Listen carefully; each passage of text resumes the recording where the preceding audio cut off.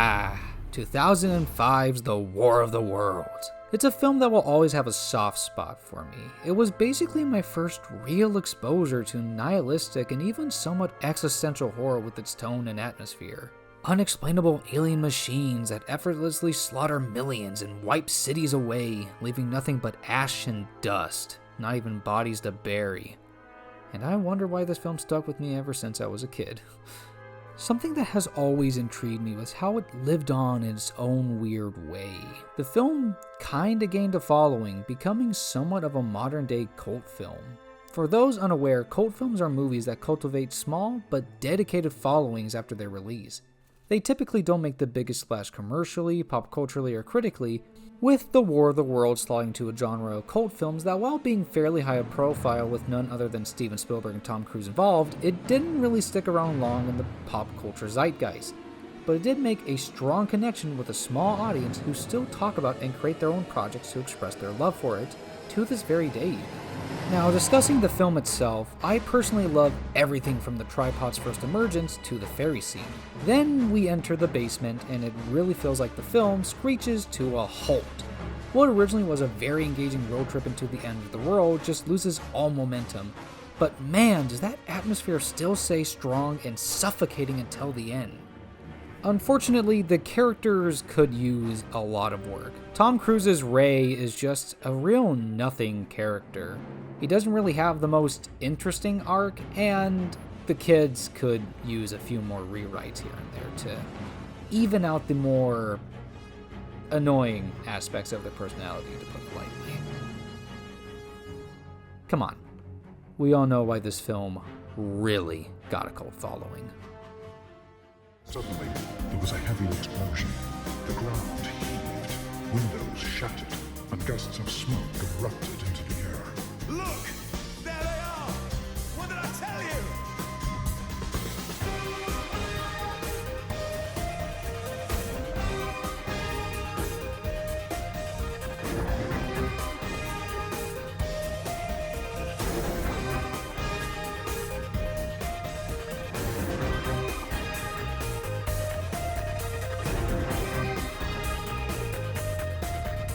Quickly, one after the other, 4 of the fighting machines appeared, monstrous tripods higher than the tallest steeple, striding over the pine trees and smashing them. Walking engines of glittering metal, each carried a huge funnel, and I realized with horror that I'd seen this awful thing before. Talk about iconic design. These are in many ways the perfect modernization of the classic tripod illustrations that were used in the original novel, effectively embracing the design philosophy of what the original Martian tech was described as, uncanny how organically it could move and act, alongside almost embracing an Eldritch-like presence with their cold and calculated massacre of mankind. That's not even counting the fact that these guys got tentacle beards now, almost like a subtle design inspiration from the prime example of Lovecraftian iconography. And that's not even counting the horn.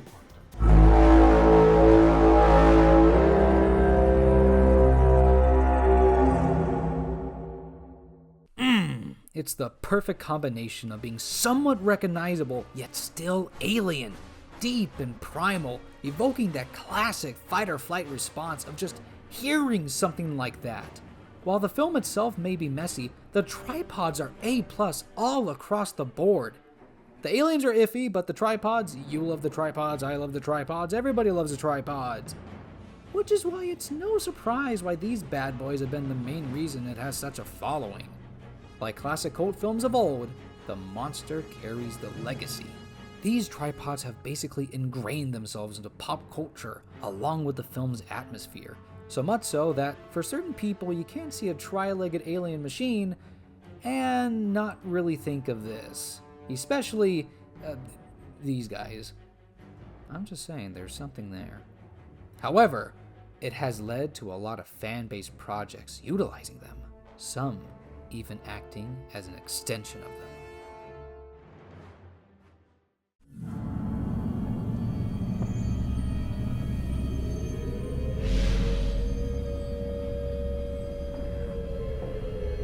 No one would have believed in the early years of the 21st century, that this world was being watched keenly and closely by intelligences far greater than our own.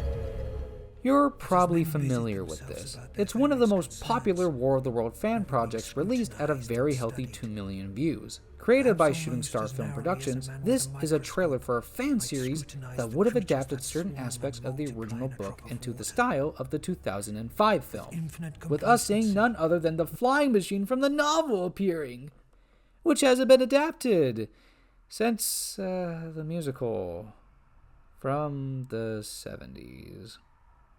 Oh. However, this channel sadly died after the project fell apart. Only 7 videos released that consist of the trailer in both color along with a black and white version, followed by a lot of behind the scenes videos and breakdowns of their work. Surprisingly though, the channel 3 years ago released these pieces of concept art showing us what some of their work would have looked like if the series continued, using their models which were going unused. But the trailer itself is amazingly crafted, with incredibly well done CGI that back in the day I thought was live action with CGI elements added in, only to now realize it's the reverse, with our only live action element being the narrator. Going for a CG environment with a live action actor, and it's an insanely well done effect.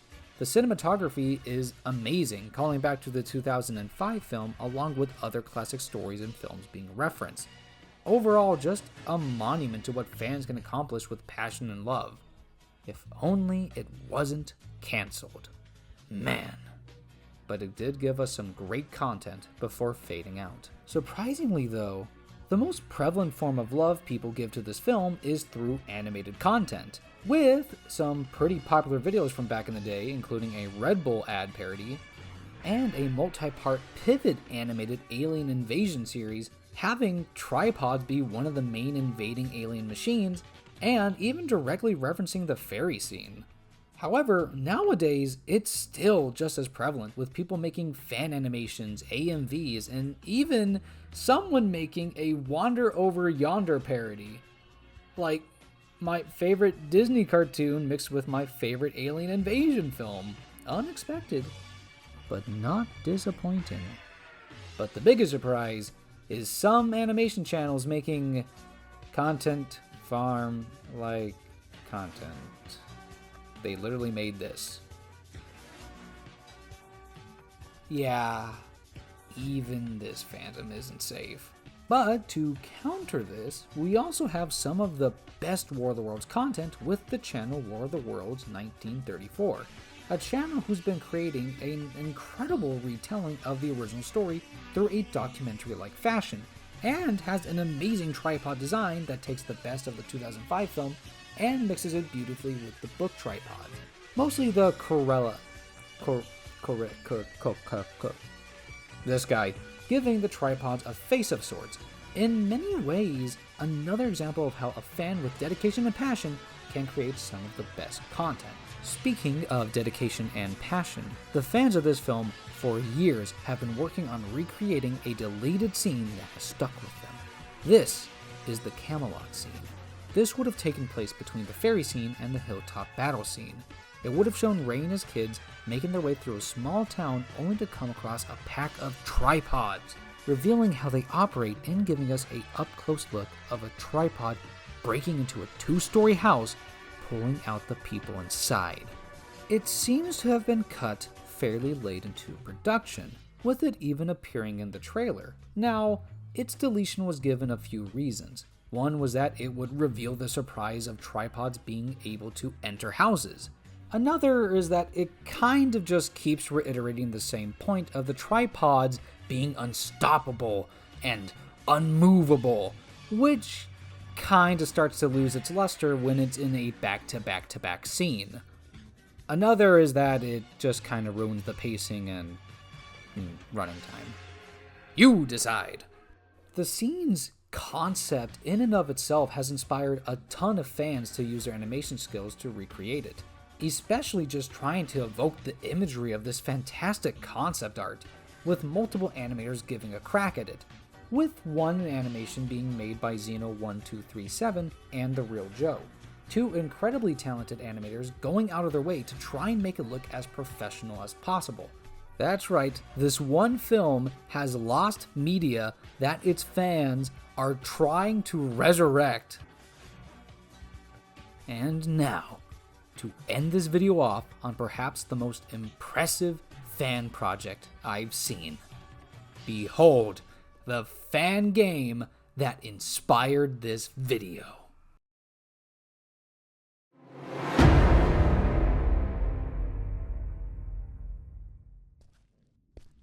This is a fan game that has been in development for around 3 years, with an incredible evolution from a simple movie recreation you can play into a full-blown open-world survival game. It's genuinely fascinating seeing the graphics evolve, the tripods evolve, features going from just being implemented into being refined. Like NPCs randomly giving you quests you can find around the world, the military fighting the tripods, and even the tripods themselves becoming playable. The craziest part is that this was all done by one man, basically. This game is, in my opinion, probably the purest representation of what fan passion looks like. Especially with the fact that they probably couldn't even make any money from this, as it was heavily based on the film. But since the game was in development, the War of the Worlds copyright expired for the original book. All that needed to change was the tripod horn and design a little bit to allow them to hopefully make some money off of their hard work. Please subscribe to their channel to stay updated and to see all the incredible progress being made. So, that's the legacy of this strange film that, although messy in the story department, it created such an immersive atmosphere of dread and gave us an incredible reinvention of not only a famous IP, but of the alien invasion genre. This has inspired a wonderful community of creative people to help add to it and help it live on, helping cement a dedicated following. So, thanks Spielberg. Even films that aren't considered your best still inspire.